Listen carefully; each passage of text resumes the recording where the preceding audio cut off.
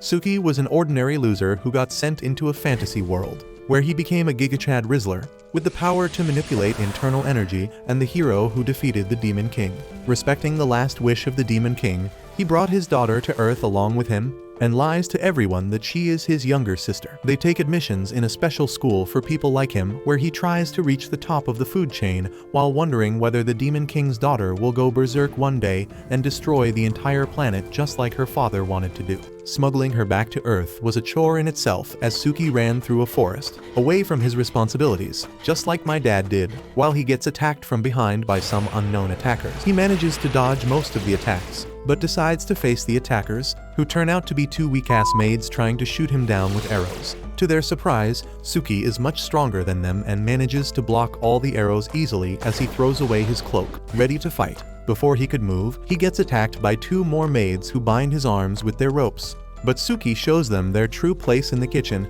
as he pulls them both down and grabs them on his shoulder. He tells one of them to make him a sandwich, and this knocks her out, while the other maid jumps away from him, only to realize that this gigachad has ultra instinct and has already taken her undervest away. He immediately runs off through the bushes once again before coming to a stop in a clearing as he realizes that he is being surrounded. He calls out the attackers who emerge from the bushes while their leader tells him to return back to the castle at once since he is the hero and can't simply run away back to his old world. The maids immediately move towards him, but he manages to slip past their arms and expertly unhooks all of their underwear, which he throws back at them while they all sit on the ground humiliated. The maids all fall back in terror at this man, but their leader is built different and takes out her spear, telling Suki to return back to the castle. Otherwise, she will be forced to hurt him. Suki laughs at this and tells her to try. But obviously he is much stronger than her and defeats her easily before moving on. Soon he exits the forest near the teleportation portal, where he finds Princess Listy waiting for him. He walks past her without even looking at her since she is flatter than the earth, but she grabs his arms, asking whether he is truly abandoning this world. Suki claims that since he has already defeated the Demon Lord, there is nothing for him to do in this drab world filled with flat women with no personality. Listy shouts at him that she is not flat, but Suki tells her that a flatbread has more curves than her. He then tells her that if she ever needs his help, she should call him sincerely, and he will return. With that, he leaves through the portal back to his own world. Utterly tired, he sits down on the bed before opening the bag he was carrying, which turns out to be a whole-ass pink-haired woman. She wakes up and is immediately horrified to see herself in a weird place, but Suki tells her not to worry as they are in his world right now and claims that she was the one who requested him to take her back to his world. She immediately covers herself with a blanket and introduces herself as Miyu, the Demon King's daughter. The next morning, she waits outside in the balcony, wondering what this new world is when a car arrives and Suki takes her inside. He tells her that no one can know that she is from another world. So they come up with a story about her being his younger sister, who was lost in another world for a long time, but found Suki and came back. He tells her about the summoning syndrome, which started happening some years back when randomly people started teleporting to different worlds, and many even returned back to their own world after a while. Some of these people were special because they managed to retain their special abilities from another world, including magic. They both go through their physical examination because they will now be studying and working under an organization known as Babel, which takes care of people with special abilities to make the world a better place. Soon enough, the results of their physical examination came back, but Suki was worried that they would find out that she didn't belong to this world and send her back. Thankfully, both of them pass the physical examination and are soon escorted by a gym bro towards an arena as he claims that Babel has special anti-magic technology that prevents anyone inside to get harmed physically by magic,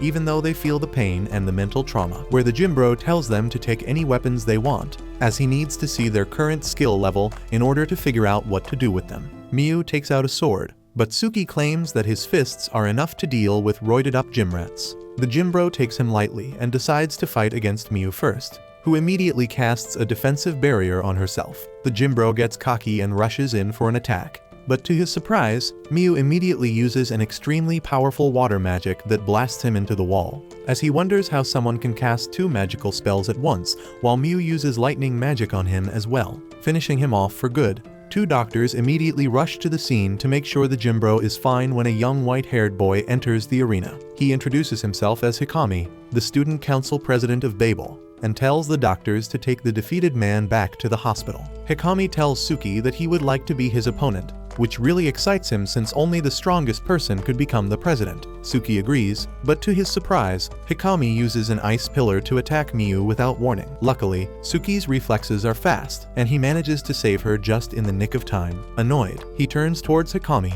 who tells him that he just wanted to test his speed, and he is impressed now. He asks why Suki wants to fight without any weapons and challenges him to break the ice wall with his fists if he is so confident. Suki immediately takes him up on the challenge, while Miyu advises against it, but Suki disregards her and focuses all his strength into his fists before punching the wall. The punch creates a huge shockwave, which impresses Hikami, and even though the wall didn't break, he claims that their entrance exam is finished now and welcomes them to Babel.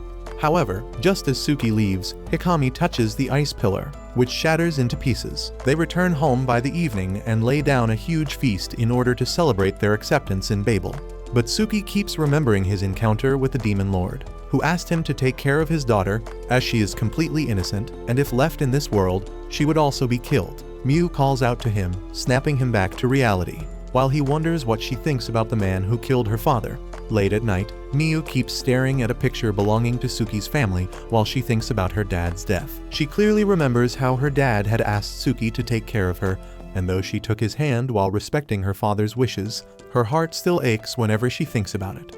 She goes to Suki's room for revenge because her dad has also told her that she was free to kill him if he wasn't good enough for her. She activates a dark flame to burn him, but then his smiling face pops up in her mind, forcing her to reconsider. She decides to stay by his side longer and judge his character. The next day, they reach school, where everyone keeps staring at them, and Miyu is quite nervous. Suki assures her that it is normal for the students to be curious and wary about any new transfers and tells her to just be herself. He takes an empty seat by the window, and Miyu asks if it is fine for them to sit anywhere. And just then, a tomboy named Chika comes there laughing at his cheeky attitude. She has heard about the two new students, one of whom kicked the instructor's butt yesterday, while the other one got approval from the student council president himself. She also says that they must be quite remarkable if they are placed in the B class right off the bat, because most of the students here had worked their way up from the E class.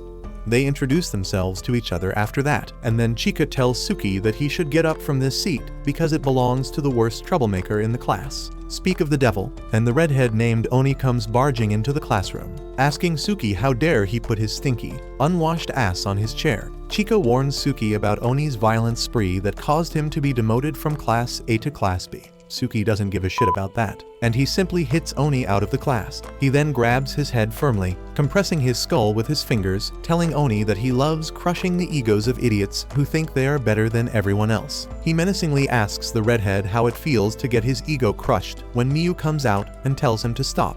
The very next moment, a bunch of students come running towards them, and Chika says that they are from the disciplinary committee. Miyu panics, saying that Suki should not be punished because he did everything in self-defense. But he tells her that it is fine because he planned to meet with the student council anyway. He is taken to the student council office and told to wait till the officers come to talk to him. When the student council officers come to see him, they are shocked to see Suki sitting in Hikami's seat with his feet on the table. They tell him to get his peasant ass off the chair that is meant for the student council president, but Suki refuses. The student council members are getting angry, and then suddenly, Hikami enters the room. As soon as Suki sees him, he leaps to attack him. The council members try to intercept him, and then deflects a fireball with a kick. The third member tries to trap him using a giant earthen hand, but Suki shatters it too. He gets back on the ground, but the student council members have him surrounded now, and they tell him to not think about making a move. Hikami asks Suki what the hell was all this about, and he replies that since he called him here, he thought that they were going to resume their battle from where they left it last time. Hikami replies that he never called for him. And then the student council vice president Haruka tells him that she was the one who called him here after hearing the report from the disciplinary committee. She tells Suki that they plan to thank him for handling Oni well, and he replies that she could just have sent him a thank you note with her used underwear. Haruka tells him that they also wanted to warn him that now he is on the watch list of the student council because he turned to violence on the first day of school. Suki leaves the office after that, and then the lowly class representative Kuzu comes to take him back. As they head to the arena for their first lecture, Suki learns that Kuzu skipped a few grades because she was really talented. However, she tells him that the student council members he just picked a fight with are monsters compared to her and tells him not to get into any trouble with them. Suki tells her that she is too late to warn him because the damage has already been done. As soon as they come to the arena, Haruka comes flying there, holding her skirt down as her face is red with embarrassment. She curses Suki, who used his nimble hands to take off her underwear mid-fight earlier. She declares that she will punish him and summons her weapon to attack him. Haruka speeds towards Suki and thinks that she taught him a good lesson. But it turns out that he stole the second part of her undergarments and completed the set. The embarrassed Haruka runs away, threatening to sue Suki for harassment. After the class, Suki and Miyu help Kuzu deposit the equipment in the storeroom. Kuzu hears some moaning sounds coming from behind, so she goes there to check and finds Chika doing Netflix and chill with her lesbo partner. Damn! As soon as the girl realizes that they have been discovered, she hides herself in shame, but Chika is chill because it is not a new thing for her. The girl suddenly gets too embarrassed to face anyone, so she runs outside in panic, closing the door behind her. Kuzu and Chika panic because the doors are designed to be opened only from outside. Suki wants to break them open, but Kuzu stops him. She tells him that destroying school property will get him severely punished, and there is no need to break the door because another class will come here soon and free them. So the four of them wait for someone to come, and Kuzu suddenly feels her bladder reaching its limit. She fidgets and twitches as she tries to keep it in, and Chika suggests she let it out in a corner. Kuzu tells her that she is a woman of principles and won't do such a shameful activity in front of others. However, her situation gets worse with each passing moment, and she begins crying. Suki is a gentleman at heart, and he can't let a girl cry, so he goes to Kuzu and offers to help. He asks Miyu and Chika to stand on her either side and then suddenly hits their abdomen, transferring some energy there. Both the girls immediately fall to the floor as they feel the pressure in their bladders rising. They ask Suki what the hell he did to them, and he replies that he learned the ability to manipulate the internal energy of others, and he used it on them. He explains that Kuzu will be embarrassed if others watch her wet herself, but if everyone does the same, she will have no reason to be worried. Miyu and Chika call him a pervert as they try to hold it in, but then Suki suddenly bites Kuzu's ears, which makes her wet in more ways than one. She pees herself, and the remaining two also follow suit. Soon after that, Haruka opens the door to the storeroom, and the three girls immediately run to the bathroom, while Suki is lying on the gym equipment after the girls beat him senseless. The next morning, Miyu completely ignores Suki and doesn't even prepare any breakfast for him. Later at school, as all the students are standing in line for lunch, Oni picks on the timid boy named Tanaka and gets his spot forcefully. Suki doesn't like this, so he does the same to Oni and shows him that he is his now. Oni still has the PTSD from their first meeting, so he goes back without complaining, and then Suki calls Tanaka to the front and goes to the end of the line like a proper gentleman. On the other hand, Kuzu gets called to the student council office, where Haruka chews her out for not being able to keep Suki on a leash. When she returns to the classroom, Chika and Miyu are really worried about her, but she tells them that the matter with the student council is none of their business. Suki notices something odd about her behavior, so he decides to see what he can do. He enters the same elevator as her later in the day and tells her to ask him anything she wants in return for causing trouble for her. Suki knows that the student council has ordered Kuzu to report anything she can find on him, and he promises to tell her anything she wants to know. Kuzu tells him that he is right. She has been ordered to submit reports on him every morning, and if she fails to give even one report, she will be sent to elementary school with other children of her height. Kuzu thinks it might not be a bad thing after all because she doesn't feel she belongs in this academy. She complains that no matter how much she studies, she will never become an adult before due time, but Suki claims that he can help with that. He takes her to an internet cafe, literally dragging her around once inside. He uses his power to make her weak and places her on the couch before locking the door. He moves closer to Kuzu and tells her that he is going to turn her into an adult, and she replies that she didn't mean like this. She says that she wants to be an adult who knows what they are doing and what other people are thinking. Suki tells her that adults know jack shit about what they are doing, and they know even less about other people, so she doesn't need to worry about it. He keeps moving closer to her, and then suddenly hugs her, telling her to be more open with her emotions if she wants her school life to be happy. Kuzu is taken aback, but she takes his advice seriously and begins smiling. Later that day, Suki and his class have a practical combat class, and the gym bro tells them about the special bracelets that can be used to summon the weapon most suitable for them. Miyu summons a magic staff, but Suki can't summon anything because he can't control magic. After that, Jimbro tells everyone to choose if they want to be in a team or fight solo. Suki wants to join the team with Miyu, Chika, and Kuzu, but they are not going to let a certified molester like him join them, so he has no choice but to go solo and fight another student. He looks around and finds Oni, who is bullying his favorite target, Tanaka. Suki tells Oni to become his partner, and when he refuses, he threatens to kill him. At the end, he says it was a joke and reveals that he can't use magic, so he has to use a cheap sword to fight. Oni thinks he can win now, so he accepts his challenge. Just as the fight starts, Suki is hit by a fire pillar that erupted right under his feet. Oni thinks that he won because of this surprise attack, but Suki is unharmed, and he says that he could see this attack coming in his sleep. Oni attacks him with his disc blades, but Suki cuts them down and then charges at him with full speed. He doesn't even hit him, but Oni passes out because of fear like a wimp. Suki is disappointed that even a guy who loses so easily can manifest a weapon using his bracelet and wonders if his bracelet is broken. So he takes Oni's bracelet and wears it too. And then his magic weapon starts taking shape, even though it dissipates immediately. On the other hand, the girls are fighting a monster called Cicatris, which is considered the weakest monster. Chika tells Miyu that Cicatris can turn people into stone, but since it is a simulation summoned by the school, its petrification ability is turned off. However, to their horror, the Cicatris that is summoned is extremely powerful, and it turns half the class into stone. Even Jimbro doesn't know how to deal with this. Kuzu decides to stall the bird monster by trapping it in earthen pillars, but it breaks them and charges at her. Miyu protects Kuzu with her magic shield, while Chika uses water magic to suffocate the Cicatris. Miyu yeets it away, and then both the girls turn to ask Kuzu if she is fine. Kuzu tells them to run away, but they say that they are not going to leave their friend behind. They decide to use their remaining power to end things quickly and use a combo attack on the Cicatris. Miyu thinks that they won, but Kuzu suddenly realizes that they are screwed because the monster had been absorbing their magic. It suddenly breaks free from the earthen prison and grows in size before shooting its feathers at the girls. Kuzu and Chika protect Miyu, but they get turned to stone. Miyu panics, but summons her weapon and courage in time to block the Cicatris from attacking her friends. She starts getting overwhelmed, but then Suki arrives to save her. He punches the monster away, and Miyu suddenly collapses because she is too exhausted. Suki tells her to leave everything to him, and she warns him that the monster can't be harmed by magic or physical attacks. Suki decides to try out his new weapon in that case, and he uses the power of the multiple bracelets on his wrist to summon a huge badass sword.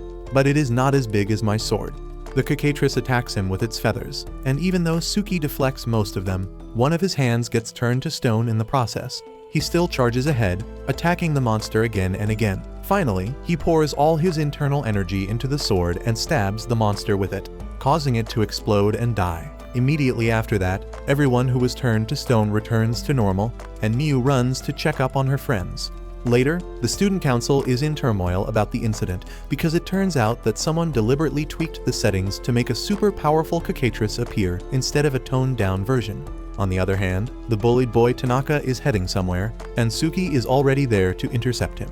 Suki asks him if he is going to return the thing he stole from the staff room, and Tanaka asks him what he is talking about. Suki tells him to stop playing dumb, because he could tell from the first moment that he saw him that Tanaka is much stronger than Oni or anyone else in the class. Despite that, he keeps enduring the bullying from Oni for his personal reasons. Tanaka asks Suki what he is trying to say, and he reveals that he knows that it was Oni who stole the master key from a teacher, entered the programming room, and changed the difficulty setting of the Cicatris to get revenge on him for the humiliation the other day. However, he believes that Tanaka actually used him as a scapegoat while he made the Cicatris even more powerful. Tanaka tells Suki that he might be right and then suddenly charges at him, pushing him back with a kick. Suki immediately summons his giant sword, but Tanaka activates his ability too. Before Suki can do anything, he is hit by swift blows from all sides, and he can't even see Tanaka because of his speed. Suki is pummeled from all sides, and his weapon disappears as he loses consciousness. Tanaka decides to finish him off so that no one knows his secret. But just as he comes close, Suki summons his weapon again and swings it at him. Tanaka realizes that he was just acting to pass out so that he could get him to lower his guard. He is confused about how Suki can still be harmed after taking so many of his attacks, and Suki replies that he has a solid defense and high HP. Tanaka decides to change his strategy, and instead of attacking Suki, he activates a spell targeting the school building instead. He declares that the attack will destroy the building and the students will die under the rubble falling on them. Suki asks him why he is doing this, and Tanaka says that the school may act like it is helping kids with superpowers find their place in the world, but it is nothing more than a training ground for superpowered mercenaries who will be sent to every war zone on Earth in the future. He declares he will destroy it at all costs and tells Suki to stop him if he can. Suddenly, he is encased in a pillar of ice, and Hikami makes his entry. There is some tension between him and Suki, but neither of them want to fight right now because dealing with the problem at hand takes priority. Suki goes back to the gym hall, where he finds Miyu and others giving first aid to the injured. Suki comes there with some medical supplies, and as Miyu asks him where the hell was he till now, she suddenly collapses. Later, she wakes up in the nurse's office, and Suki brings a drink for her to cheer up. Since she is still hurt, he uses his internal energy manipulation technique to increase her recovery rate. After that, he suddenly brings up the topic of her father's death and tells Miyu that she should not suppress her emotions. Suki understands that she must hate him for her father's death and asks her to feel free to express her sorrow and rage at him because he deserves it all. Miyu suddenly clings to Suki and bursts into tears, and he comforts her as she lets it all out. The next morning, as they are having breakfast, the news talks about a member of the organization Cocoon coming to Japan. Suki sees a face he recognizes, and he starts trembling with rage, causing Miyu to worry about him. During her lunch break, she asks her friends about Cocoon, and they tell her that it is the group of the strongest people who have returned from other worlds. They are as powerful as the military of a small nation, and they represent their countries on a global scale. They help run the world, and they have founded Babel to train and send superhuman soldiers to different conflict-ridden parts of the world. Kuzu and Chika ask Miyu why she is so curious about Cocoon, and she reveals that ever since Suki heard that name on the news this morning, he has been acting grumpy. At the same time, Suki is on the rooftop, thinking about the blonde guy whose face he saw in the news earlier. Just then, another guy comes there and remarks that he has heard about Suki. He says they should shake hands, but then proceeds to punch him. Suki easily blocks his feeble punch and remarks that this is also a type of handshake. The guy kicks Suki's feet, but he was ready for that too. He manages to overwhelm the guy easily and throws him on the ground. He taps out and says that he was just trying to give him a friendly greeting and never meant any harm. Suki believes him and helps him get up, and the dude immediately realizes that he can use internal energy manipulation. He claims that he sees some potential in Suki and tells him to meet him next Monday so he can introduce him to someone. Suki asks him to introduce himself first, and the guy says that he is Kai, an outcast from Class A. Soon after that, Hikami goes to another city to deal with a terrorist attack, leaving Haruka in charge of the student council, and she plans to use this chance to prove to everyone that she is perfectly capable of running the school. Meanwhile, Suki's class is giving a test, but Suki is sleeping peacefully and drooling like an imbecile, while others are giving the exam, and when the teacher comes to check his sheet, he finds that he perfectly answered all the questions. After class, as they head home, they find Miyu looking depressed because the test made her realize that she has the IQ of a brick wall. Chika tells her to cheer up because the ranking matches will be held after the exam, in which she can increase her score by fighting other students. She offers to go somewhere nice for a change of pace, but just then, Kai comes there and says that Suki has to stay back because he already has plans with him. Suki asks him who the hell is he, and Kai freaks out as he tells him that they met on the roof last week. Suki suddenly remembers meeting Kai and agreeing to go with him somewhere, so he lets the girls go back alone. Kai takes him to the workshop right behind the school where he works and shows Suki some cars they have modified. Suki asks him about the guy he wanted to introduce him to, and he takes him to the racetrack right behind their workshop, where the boss is working on a sports car. Kai introduces Suki to his boss, but he doesn't give a shit about him. He ignores Suki and goes to take tea break, but Kai follows him there. He reminds his boss that he asked him to let Suki try a special ride, but he refuses, saying that his friend would get hurt just like him. While Kai tries to negotiate with the boss, Suki notices that he is clearly hostile towards him for some reason. Suddenly, his attention goes to a covered vehicle in the corner, and he decides to check it out. Just as he removes its cover, a powerful electric attack Pikachus him, and Suki falls to the ground. He asks what the hell is this weird-looking bike that shoots out electricity, and the boss reveals that it is a spirit-powered motorcycle called Sleipnir. He says that the body and engine are made of indestructible materials, and it can generate a maximum of 16.7 million horsepower, which allows it to easily break the sound barrier.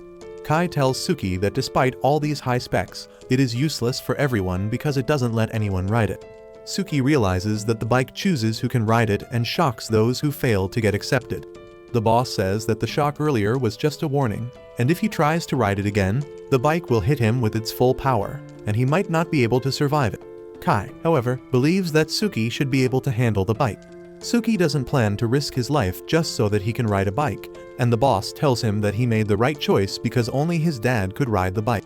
Suki suddenly grits his teeth in rage as he hears about his dad and asks the boss how he knows him. He replies that they met a very long time ago, and he was the only guy who made Sleipnir accept him. The boss tells Suki that the bike won't accept anyone below his father's level and tells him to give up because he has not reached that level yet. Those words backfire because Suki wants to prove that he is better than his shitty dad, who went off the grid as soon as he was born. He challenges the bike and succeeds in riding it, casually breaking the sound speed barrier. In another part of the city, a group of terrorists has taken some people hostage in a hotel, and the police have called Haruka and others to take them out. As Haruka flies to the location, the police tell her that there are 20 armed terrorists in the building, and they are claiming to be from the group called Crimson Twilight. Haruka knows that Crimson Twilight is a group consisting of superhuman terrorists, and she believes that the terrorists here are just borrowing their name. Her friends from the student council also join her, and they soon reach the building where the hostages are being held. They attack the terrorists on guard at the roof from above and knock them out without making a sound. Next, they open up a shortcut to the floor below and take down any patrolling terrorists, and finally arrive at the hostage room. The brown-haired girl quickly creates an earthen wall to separate the hostages from the terrorists, and then the fire user guy and Haruka rush ahead, quickly defeating the terrorists. They feel relieved that they were able to solve the issue without any casualties, but it turns out that one terrorist was hiding among the people, and he takes a girl hostage. He goes outside with his surviving men and tells Haruka to order the police helicopter to escort him to safety. Haruka has no choice but to listen to him to save the girl, but just as the helicopter lands, the girl starts crying. Sensing the tears of a girl, Suki comes to the rooftop and lands a powerful punch to the terrorist, knocking him out and saving the girl. The remaining terrorists get ready to shoot, but Haruka and her friends defeat them quickly. After the situation calms down, Haruka lashes out on Suki, telling him that his actions were too reckless, and the girl could have died if he made even the slightest mistake. Suki tells her to calm down because it didn't happen and declares that it is his principle in life to never ignore a girl in need of help. Haruka is flustered, but Suki pays her no attention and walks away, and she can't follow him as the girl's mother comes there to thank her. At the same time, in the fantasy world that Suki saved earlier, a meeting between the rulers of different countries is taking place. They decide to combine their forces to combat the small fragments among the demon army that are still trying to attack them even after the demon lord's death. Princess Listy agrees to the proposal, but Emperor Barum, the ruler of her neighboring country, says that they should focus on other things first. He reveals that he has information about the location of the Demon King's daughter, who went missing after his death. He says that they should send a hunt party to capture her and kill her before she becomes a threat to them. The old pope asks him where the girl is now, and Barum tells him that she crossed the teleportation gate and went to another world, but no one believes him because only heroes from other worlds can use the gate. However, Barum reminds them of Suki, who recently used the gate, and he is certain that Suki took the Demon King's daughter to his world. They soon go to the teleportation gate, where Listy tells her subordinates that if Barum proves to be wrong about blaming Suki, he will have to take full responsibility for it. Just then, Barum comes there with his troops as well. Listy then asks him how exactly he plans to send a pursuit party to find Suki and Mew through the gate because only people from other worlds can use it. Barum tells her that he has got it all sorted out. He calls forth Phil, the hero of his kingdom who is from Earth as well. He says that Phil will find Suki and the Demon King's daughter and then bring her here for her punishment. Listy is shocked again because she knows that it is not possible for people to return to their world after they have left it, but Barum tells her that he knows a way for that too. With that, Phil begins leaving for Earth, and he asks what he should do if Suki stands in his way. Barum says he can just kill him, and Listy sternly objects, saying that Suki is the hero who saved their world, and he should be treated with respect. Barum says that anyone who protects the Demon King's daughter is their enemy, and then reminds Listy that Suki is not a hero but a rogue. He reminds her that the real hero of her kingdom was Leon, who died protecting Suki from the Demon King. He insults Suki, calling him a coward, and Listy and her subordinates take offense at this. Barum tells her that he doesn't care what she thinks and says that once Phil finds Miyu, it will be clear that Suki is a traitor. Phil is about to take his leave, but then Listy's knight pulls out his sword, saying that he wants to check his skills before letting him go on a dangerous mission. Listy tries to stop him, but Phil accepts his challenge. He suddenly releases an intense bloodlust that causes everyone to freeze from fear, and Phil declares that it should be enough to give him the passing marks. With this, he enters the teleportation gate, and now Listy is worried about Suki. On the other hand, Suki is getting ready for the ranking tournament when Kai suddenly appears behind him. Suki remarks that he couldn't sense his presence until he called out his name, and Kai says that he must be mistaken. He quickly changes the topic, saying that many people in the ranking tournament will be planning to beat Suki and gain fame. Just then, Miyu calls out to Suki, telling him to join the group. She is irritated by every little thing, and Suki asks her if it is that time of the month. Kuzu tells him that it is because all the guys are staring at her like hungry dogs stare at a piece of steak. Kai can attest to that, because he thinks that many guys think Miyu is a 10-on-10 baddie, including himself. Suki wonders why no boy talks to Miyu then, and Chika tells him it is because of his reputation. Suki finds it true as everyone runs away just as he turns around. Kai tells him that only the people in Class A or those on the student council can fight equally with him. And Suki is excited to learn that he will get the chance to fight the student council in this tournament. Just then, Hikami and others arrive there, and Suki challenges him to a fight. Hikami tells him that he won't be able to make it to the ranking matches because he is a member of the organization called Cocoon, and he has to make preparations for their annual summit. Suki keeps egging him on to make some time for him, and in the end, Hikami agrees to be available on the last day of the ranking matches to take him on. Suki is happy with that, but Haruka tells him that he won't last till the last day because she will defeat him right as she enters the tournament. Hikami interrupts her and says it is time for them to go. Soon after that, an announcement is made regarding the rules of the ranking matches. It will take place in a forest for 48 hours, and the ranking will be decided by how long one could keep fighting. Anyone who loses consciousness or surrenders will get eliminated, while the rest can keep fighting for as long as they can. The barrier that nullifies physical damage will cover the entire forest, but they will still feel the pain. On top of it, their bracelets can now sync with their gym uniforms, transforming them into unique costumes that suit their personality and fighting style. The ranking match starts after that, and Suki's team is immediately attacked by another team. The girls take all the attackers down in an instant, and Suki has nothing to do at all. They have defeated one team, and Kuzu says that there are 38 more teams like this in total.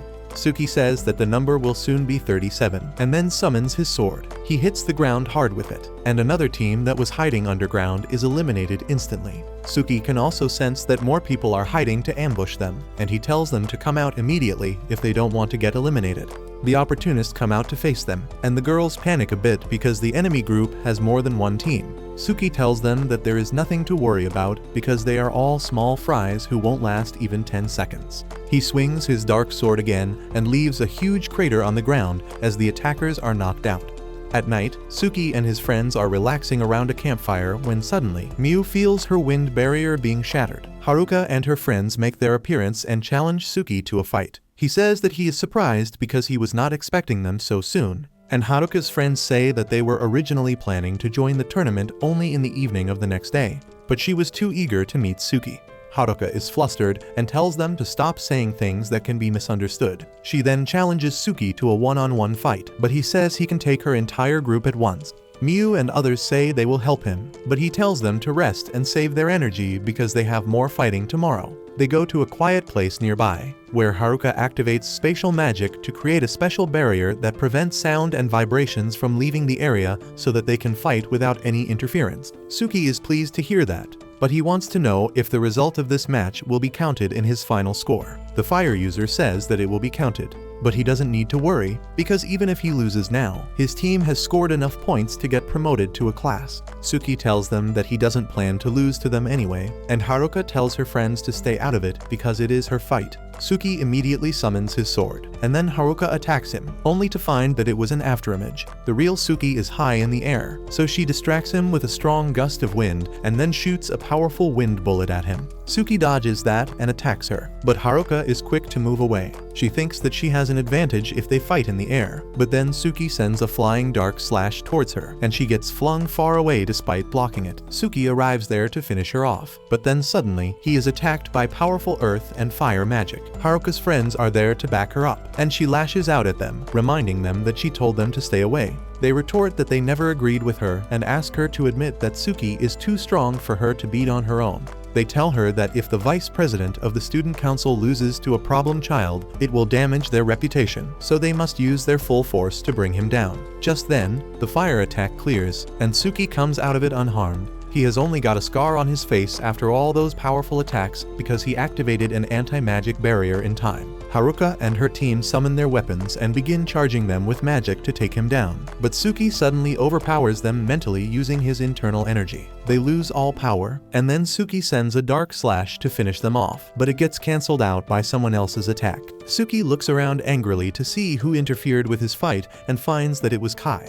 Kai tells him that it is no time to be fighting among themselves because bigger problems are at hand. He asks Suki if he has noticed the small cut on his face and then reminds him that the entire school is covered by a special barrier that makes all the damage purely mental so that no one is harmed. However, if he got cut, it means that the barrier is gone. There has been no announcement about the situation as well, which means that the teachers are in trouble and the situation is worse than they can imagine. Suddenly, they see an explosion in the direction of Miyu and the girls, and Suki immediately runs there to save them. A few minutes earlier, Miyu got too worried about Suki, so she wanted to go to help him in the fight, and her friends decided to go along too. Just then, she felt someone coming towards them and turned around to find that it was a knight from her world. Phil introduced himself to Miyu and said that he is here to take her back to their world. By the time Suki reaches their location, they are all gone, and only the destruction caused by the explosion is left behind. Haruka and the student council members immediately decide to contact the control room to locate Miyu and others. Suki, however, realizes something and breaks open a rock nearby to reveal Kuzu and Chika inside it.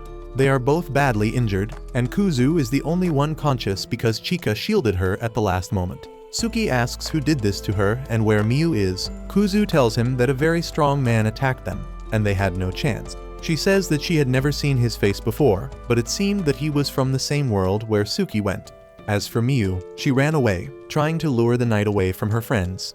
Suki uses internal energy manipulation to provide first aid to the girls and then tells Haruka to take them to the base. He then asks the other two to help with evacuating the other students while he goes ahead to rescue Miyu on his own. On the other side, Miyu keeps running away from Phil when suddenly Oni comes in between them. Phil asks him to step aside because he has no interest in him. However, Oni refuses and launches a surprise attack on Phil, which doesn't do any damage. Phil decides to deal with him quickly so he can go back to playing tag with Miyu and charges at him. However, all he punches is an illusion Oni created. He has his clones all around Phil, who tries to blow them away, but Oni creates more of them. Phil asks the redhead if he wants to be a hero in front of Miyu so that she can help him lose his V card, but he replies that it is not the case. He says that he was once a pathetic bully who felt strong by tormenting the weak. He was unable to accept that he was weak when Suki defeated him, and he tried to get back at him by fiddling with the tests. However, when he found out that his actions helped the terrorist named Tanaka, he decided to change his ways and face himself. That is why he is going to stop running away from his weakness and fight for his pride. Phil asks him to save that story for someone who will give a shit about it. And Oni suddenly detonates his clones to attack him. They do 0 damage, and then Phil blows away the rest of the clones before slamming Oni against a boulder. He decides not to take his life because Oni was fighting for his pride and not Miyu. Oni loses consciousness from all that damage, and when he wakes up, he finds Suki healing him. He points the direction in which Miyu and Phil went, but Suki tells him that he already knows. Suki then turns to the trees and calls for Kai, who comes out of hiding. He asks Kai to take Oni to the hospital as he rushes ahead to save Miyu. On the other side, Miyu comes to an open space and thinks that she can fight Phil here. She thinks that her life has been in danger many times, but she was never this afraid.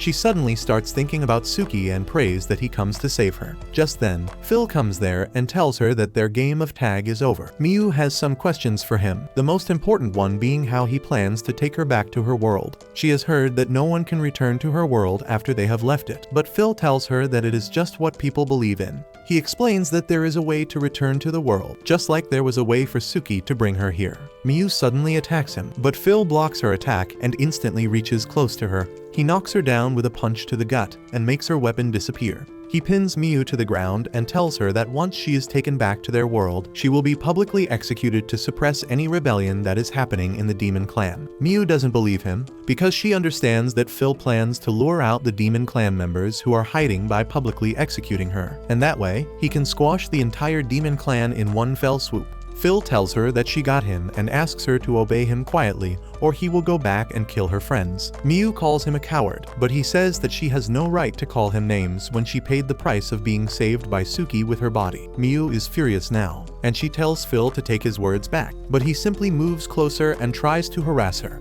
Miyu cries, and then suddenly, Suki arrives there, telling Phil that he will pay for making the girl cry.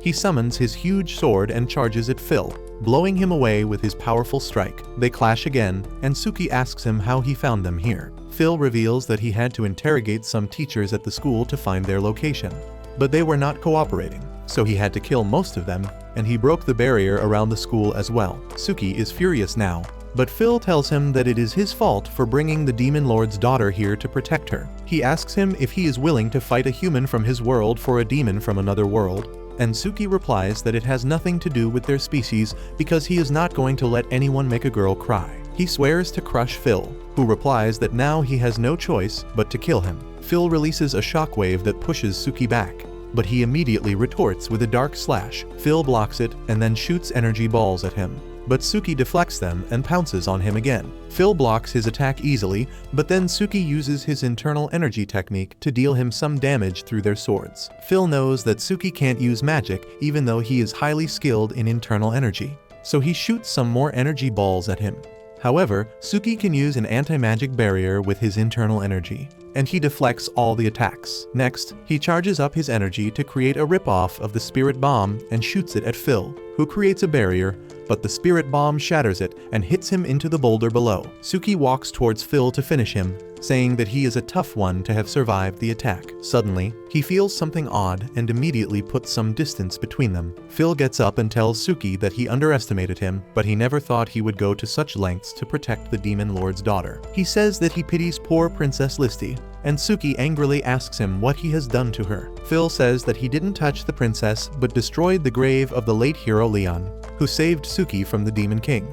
Job keeps explaining that everyone considers Leon a true hero, and he can't stand that, so he destroyed his grave to reduce his glory, and now when he goes back with the Demon King's daughter, everyone will praise him as the true hero. Suki is furious at him, so he rushes towards him full speed and hits him away with a powerful punch. However, Phil immediately gets up and shows his speed, instantly reaching behind Miyu and taking her hostage. He tells Suki to throw his weapon and take off one of his bracelets, because that will be enough to prevent him from summoning it again. Suki does as he is told, and his weapon vanishes. He then asks Phil why he is so intent on taking Miyu back, and he replies that he needs a Demon Lord that he can defeat to surpass Suki and Leon. That is why he is taking the Demon Lord's daughter to take his position and give him the glory he needs.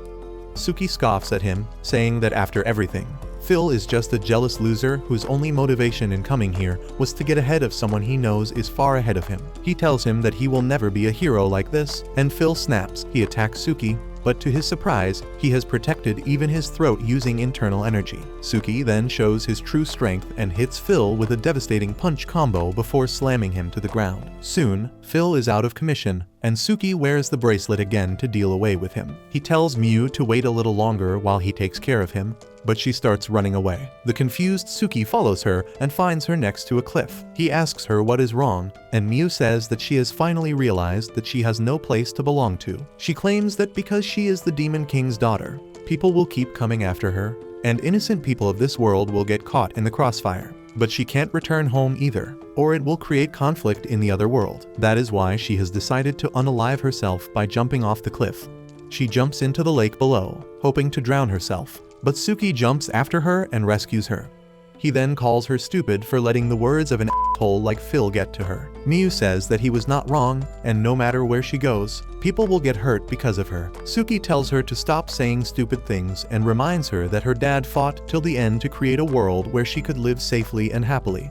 He even entrusted her to his arch-enemy so that she could continue to be safe, and if she kills herself, she will be f***ing all over his conviction and actions. He tells her that no matter who comes after her, he will protect her and the people who are important to her. He reminds her that she took his hand that day and asks her to trust in him. Miu is moved, but as Suki tries to touch her, she moves away, telling him that he always acts nicely towards her, and that confuses her. She tells him that even after everything he said, she doesn't feel that she belongs in this world or the next. Suki tells her that belonging is not about places, but about feelings and people, and she belongs with him. Miu is startled by his words, and Suki suddenly kisses her to tell her that he is serious. Miu accepts her fate and decides to drop the thoughts of taking her own life. Suki then tells her that they should hurry and check up on others, and he also wants to interrogate Phil some more. Suddenly, he falls on the ground, and Miu notices that he got injured when Phil attacked his neck earlier, and it seems there was poison on the blade. She panics as his body temperature starts falling,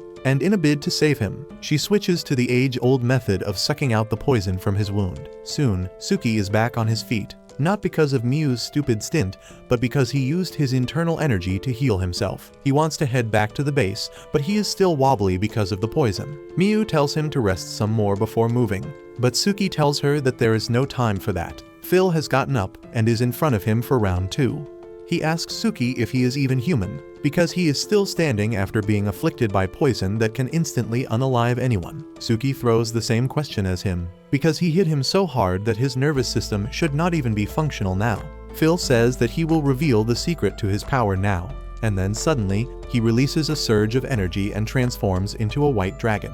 Suki freaks out on realizing that Phil made a pact with the dragon of misfortunes from the fantasy world to fight against him. Miu also panics and claims that it should be impossible for humans to form a contract with dragons because they are higher life forms. Suki doesn't care how the mad lad got into a contract with the dragon because he plans to fight him anyway. Miu suddenly stops him, saying that he is not yet recovered from poison damage. She knows that he is the only one who can defeat Phil now, but not in the current condition, so she decides to be the decoy and buy time for him to recover his energy. She rushes ahead, and Suki cannot chase after her because he is still weak because of the poison. Miu then uses her power to fly and hits the dragonified Phil with a powerful wind attack. She tells him to follow her and flies away. On the other hand, Suki runs into Kuzu, who has come to help Miu. She stops her golem when she sees Suki and learns the details from him. Suki knows that she is here to help, but he tells her that he cannot let her put herself in such danger. Kuzu says that 2 decoys are better than 1, but then suddenly, Chika arrives there and says, "Make it 3. She is still recovering from her injuries, but she came to the forest to help Miu. Suki knows that it is useless to try and convince girls to not make stupid decisions, so he tells them to go ahead. However, he wants them to promise not to push themselves too hard and keep Miu safe. They agree,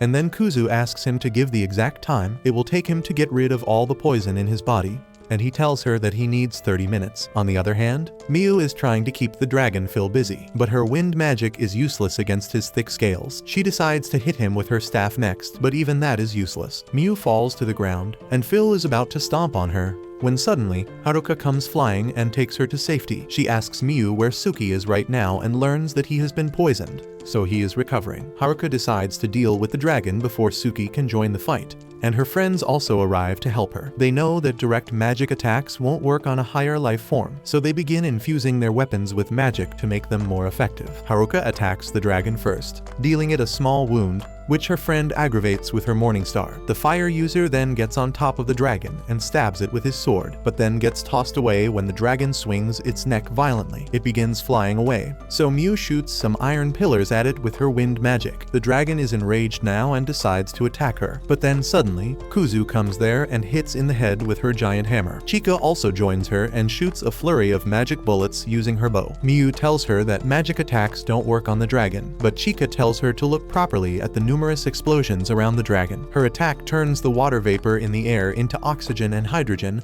and then makes them react quickly to create small explosions. Kuzu then informs Miu that Suki asked them to hold the dragon for 30 minutes, and then he will join the fight. The fight resumes with Haruka attacking the dragon, who counterattacks by shooting energy balls at her. Haruka tries to dodge, but the energy balls are quickly neutralized by Chika's arrows. She shoots the dragon to buy time for Kuzu and the other Earth user to create their most powerful golems. The girls send their golems to hold Dragon Phil down, and then the fire user enchants his sword with flames to deal him some burning damage. Miu decides to use a signature attack of her dad and uses magic to overload her body with electricity. She turns turns the electricity into a sword and attacks Phil with it, dealing a great deal of damage. However, he immediately heals himself and Mew feels something is wrong. She tries to warn everyone, but it is too late as Phil releases a powerful wave of energy that knocks out everyone except Mew. She draws out her weapon, but when Phil tells her that if she doesn't surrender now, he will really kill her friends, she gives up on fighting. He grabs her with a tentacle and tells her that now he will take her back to her world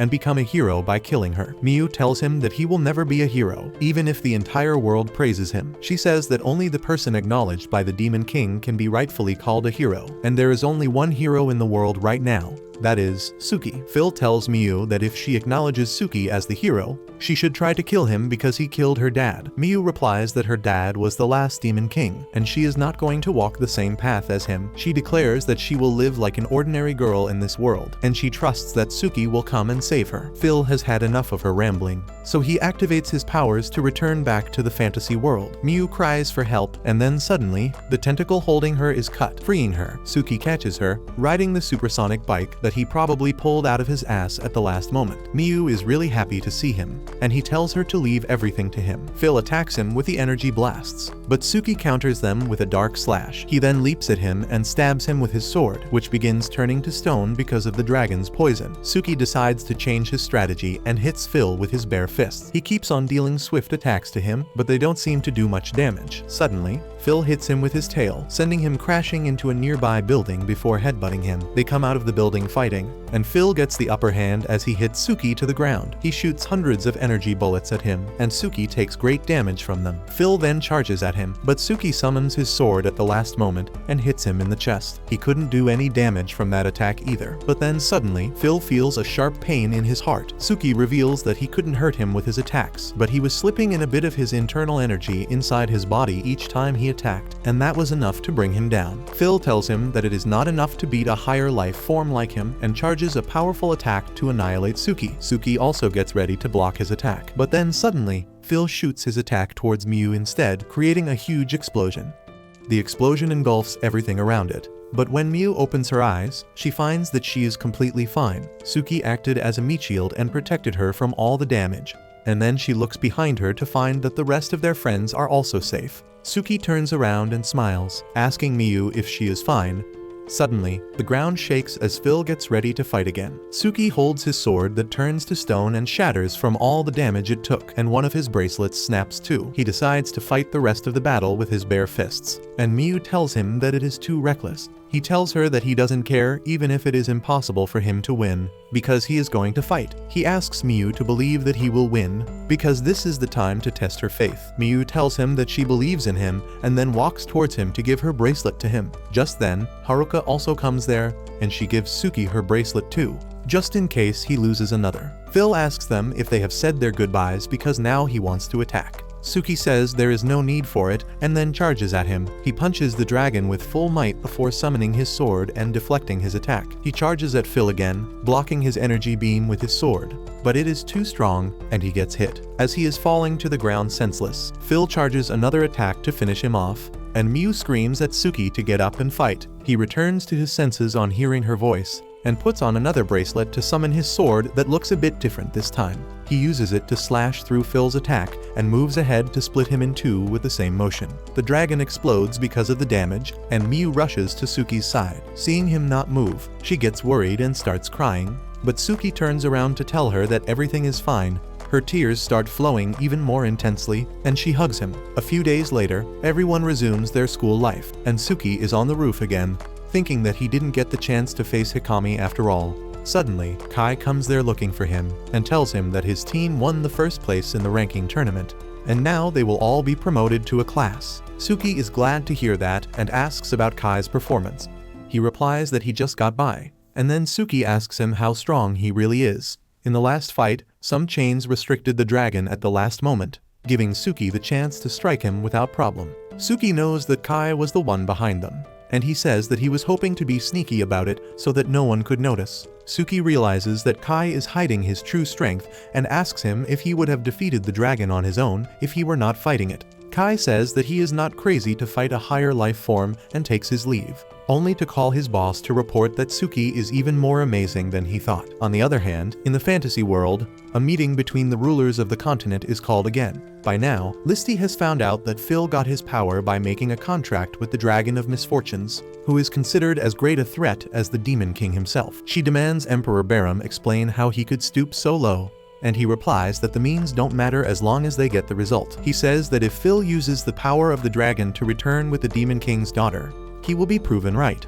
But if he doesn't, he will accept that he was wrong and apologize for insulting Suki. Just then, Listy's guards come running with an urgent report. They inform everyone that the Dragon of Misfortune has died, and the monsters in its territory have started fighting among themselves after being freed. Barum is aghast to learn that Phil lost despite having the dragon's power, and Listy gets the chance to act smug. However, her guards inform her that the demon clan has started rising up again, and they wiped out a unit of their joint troops. Soon, preparations for a war start taking place, and Listy remembers how Suki asked her to call him if she ever needs his help. She starts crying, calling his name, and Suki can feel her tears even in another world. He realizes Listy is in trouble and decides to help her. But before that, he wants to help Miu tell her friends everything about herself. After that, he tells them that trouble is brewing in the other world, and he is going to take a quick stroll there to set things right. Miu wants to join him too, and so do Kuzu and Chika. Suki agrees to take them along, unaware that Haruka and Kai have also arrived at his house to meet him. As they see strange lights coming from his room,